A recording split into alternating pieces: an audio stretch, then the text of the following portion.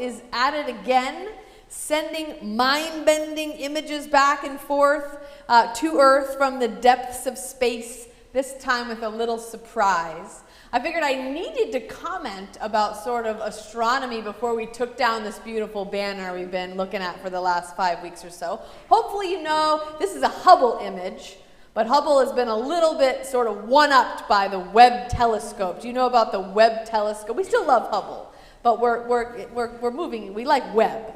Webb is a space telescope launched on Christmas Day in 2021, apropos, with high-resolution, high-sensitivity instruments that allow it to view objects far more distant or far more faint than previous space telescopes. So for the last few years, it's just been delighting viewers by churning out these incredible images of deep space and sending back data that is allowing researchers across many fields to observe phenomena they could never see before. So giving data about things such as the formation of the first ever galaxies in the beginning of the universe itself. It's named after James E. Webb, administrator of NASA in the 1960s, when I think I understand a lot of cool things were happening over at NASA. I missed that, but it sounds great. It's a collaboration between NASA, the European Space Agency, and the Canadian Space Agency, and it's operated by the Space Telescope Science Institute at Johns Hopkins University. Now, if this information is new to you, I would encourage you, just as a spiritual practice, to leave here right now and just spend the rest of the afternoon Googling Webb images, because they are just absolutely stunning. And if you want to start this year with a practice of awe and wonder, that is a great thing. But we've actually given you a head start, so you don't actually need to leave until the postlude is over. We've put one of those images on the cover of your bulletin today. If you're here in person, hopefully you have one on hand. If you're joining virtually, this should be linked in the video description. Now, this is an image. It's actually a composite of several images that was released by the European Space Agency this past August. And if you're really paying attention, you could look at this and think all those beautiful stars. Then you could look on kind of the right side of the image and see what appears to be a glowing orange question mark. Okay, so the European Space Agency just released this image, and it's actually a tiny component of a much bigger image they were trying to get people to pay attention to, which was two galaxies merging. But basically the Twitterverse and the rest of the internet automatically zoomed in on this thing and said, "What's that?" And the European Space Agency were trying to get you to look at this bigger image about it. And they said, "What is that? Is that a question mark in space?" And they had to come back later with a press release to say, "No, this is not a hoax." Because there were all sorts of conspiracy theories all of a sudden, off-the-wall hypotheses about the nature of it. And I have to say, when I asked to put this on the cover of the bulletin, most of us, the office staff, said, "Is that a hoax? Is that fake?" And so we really did spend time researching this matter before we went to print, because everybody was fairly certain that this looked like something that anyone with a bit of time and access to Photoshop probably created. But our investigations have confirmed, so don't worry, this is real. This is out there. This is what the Webb is telling us. And now, so scientists conjecture that this object is probably two galaxies merging together. So according to Nora Lutskendorf of the European Space Agency, the upper part is like a spiral galaxy that's merging with another galaxy, and it's left this tail of kind of space debris. And they think the dot just is another galaxy that was like hanging out right there, like didn't get sucked up into this galaxy. So the tail is called a tidal interaction. I read a lot about that. I still couldn't tell you what it is. They were also very quick to say that all of this is really shaped by our perception of the object, because we're looking at a flat 2D image of something that's actually 3D. So it's possible that in reality this thing is not as question marky as it looks when we see the Webb image of it. But it's still just so cool. I just want to show this to you. I feel like I just end the sermon right now and be like, there's a question mark in space. It's so awesome. Macarena Garcia Marin, a Webb project scientist for the Space Telescope Institute, wrote a whole reflection about this and said, "I think we all enjoy finding familiar shapes in the sky.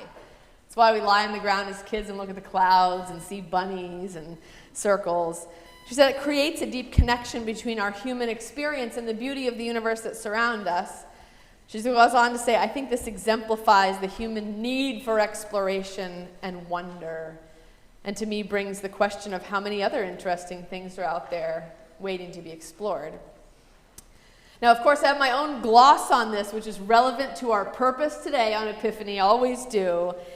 My impulse is to just celebrate that we can see reflected in this image a visible manifestation of the impulse that God put inside of us that leads us to look at the stars in the first place, and that is curiosity. Right? The big question mark, curiosity, the genesis of so much inquiry and scientific accomplishment, especially in astronomy. What's up there even?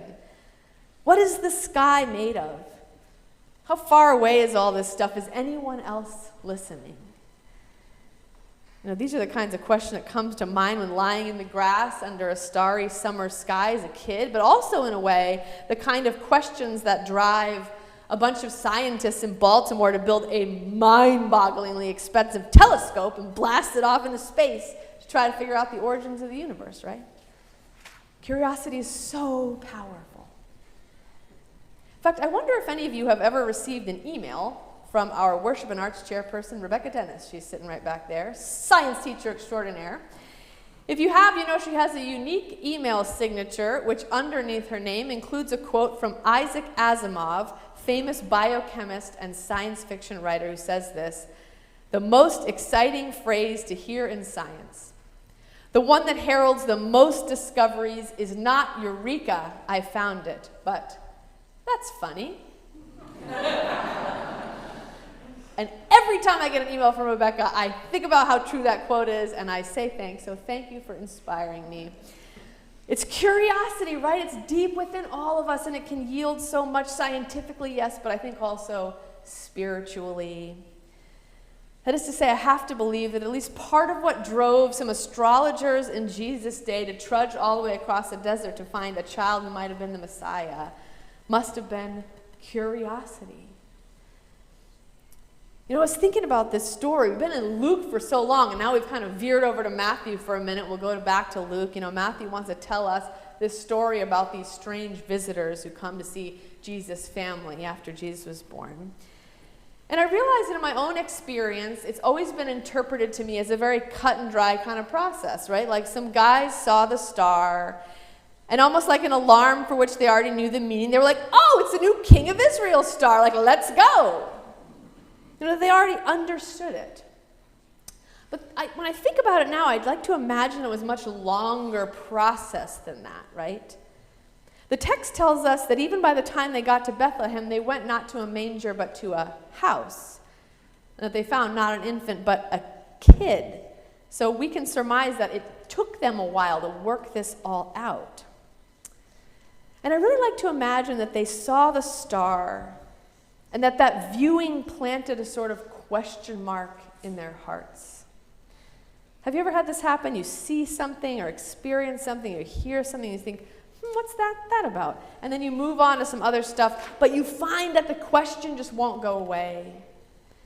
I like to think of the star that way, as it appeared each night and stoked the curiosity of the Magi's souls until they found themselves going out at 3 a.m. to look at it one more time. I like to imagine that it took some courage for one to finally say to the other, "Hey, have you, seen that star?" I like to imagine that maybe it was months or years as the conversation went on in the pub, at the mailbox, that they decided maybe together they should consult some texts about the placement of stars or predictions about what new ones might mean. I like to imagine that it was with some sheepishness that one said to the others at last, "Should we go see it?" They had to have been so curious to undertake this journey, and I have to believe that it was that power that drove them to pack up their camels and their gifts just in case and head out. It's also seemed to be so peculiar to me to imagine this interaction the Magi have with Herod on their way to Bethlehem, right? Herod, who hears their tales and is driven to consult his sources, not out of curiosity, but out of fear. It says it right there in the reading, but you can also tell this is true because when the scholars come back and tell them it's Bethlehem in which the king would be born, He doesn't go. He's not curious to see. He's not driven by an impulse to explore and to learn and to grow. Rather, having reviewed the prophetic citations, he remains intent on destruction rather than exploration, intent on securing power rather than scholarship. But the Magi do press on in their quest, and they find the child. And of course, we're told they go home by another road, that in some way their path is altered by what they have come to see. And I have to say, I love this story almost as much as I love the picture of the star question mark, because I think both are a celebration of curiosity and exploration. And I really do believe that curiosity is an underappreciated spiritual discipline. And on this first Sunday of the new year, I would like to commend it to you today as a spiritual practice in the year to come. Because, in the church, we love to celebrate faithfulness. And we have whole hymns that I bet you could sing by heart that are about assurance, things we already know. Steadfastness is like your bread and butter, right? We pray for that. Everybody loves it. But curiosity is also such an important element of a vibrant faith, isn't it? But we rarely sing songs about that. But it's so important. I think this is true not only in our ability to remain curious about God, what is the nature of God, how is God interacting with me and the universe, but also important in our ability to remain curious about the things right in front of us, things which I truly believe can lead us into God's presence without our even knowing it. And I'll give you a small example of how this can work. Curiosity is a spiritual discipline.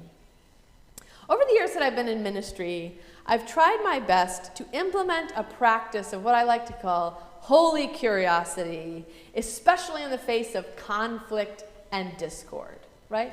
Sometimes people get mad at me. Sometimes people aren't satisfied by what we do at the church. And on my best days, not my worst days, let's not talk about that.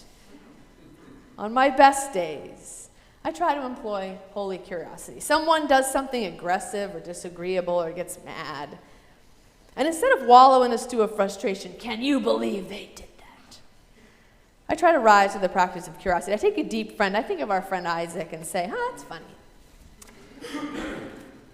Then I try to trust the Spirit and I say, hey, tell me more.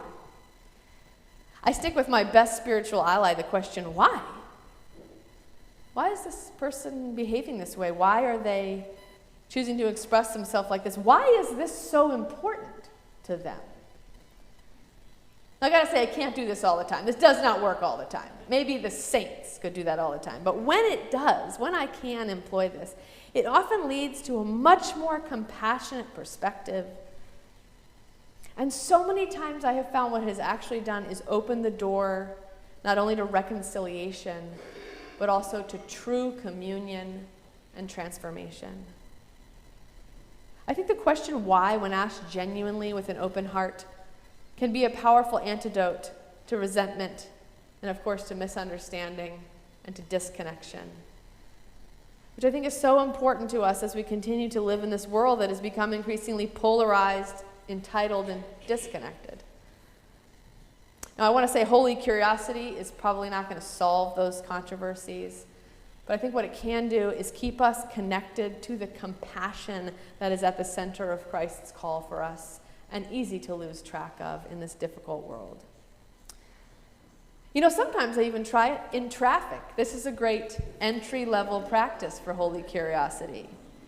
Someone zooms by me unsafely or cuts me off, and instead of accidentally teaching inappropriate language to my children who are usually in the back seat, if I'm able, I try to wonder, man, why are they in such a hurry?